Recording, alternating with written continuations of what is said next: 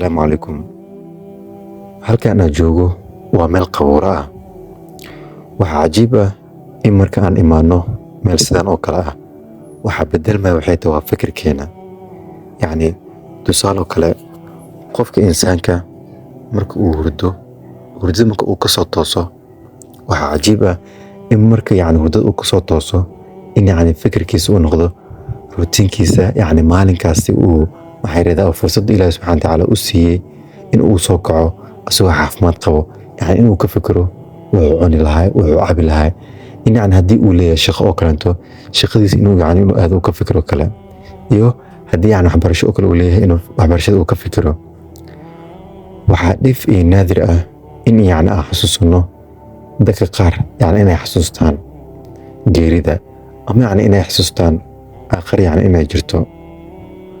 Walaalayaal, nabigeena calayhi salaatu wasalaam wuxuu leeyahay kafaa bilmawti wa acdaa yaa Cumar. Rasuulka calayhi salaatu wasalaam wuxuu leeyahay yaa Cumarow, waxaa waana kugu filan waxay tahay waa geerida. In haddii qof wax loo sheegayo ama aad rabto inaad waaniso, waanada waxaa kaga filan waxay tahay in geerida aad ugu sheekayso. Geeridu waxay ku ilowsinaysaa waxay tahay macaanida oo adduunyada lagu keenay.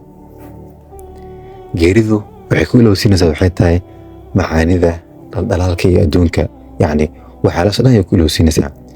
Sidoo kale nabigeena calayhi salaatu wasalaam wuxuu leeyahay akthiru dhikra haadimi laddaad. Abu Hurayra radiyallahu canhu wuxuu yiri rasuulka alle naxariis iyo nabadgelyo korkiisa aatay wuxuu leeyahay akthiru dhikra haadimi laddaad, badiya xasuusta wax baabi'iya raaxada. Macnaha wuxuu u jeedaa waxay tahay waa geerida. Xadiiskani wuxuu inoo sheegaa waxay tahay muhiimadda xasuushada geerida si aan ugu diyaargarowno aakhirada oo aan u dayacin waajibaadka alle. Waayo qofka bini'aadamka waxaa loogu baahan yahay waxay tahay in mar walba diyaar u yahay geerida, in mar walba u xasuusan karo geerida, in mar walba ay jirto in berri maalin aakhira la tagi doono, in nafsada la xisaabin doono. Walaalayaal, mar walba aan xasuusano geerida. Asalaamu calaykum.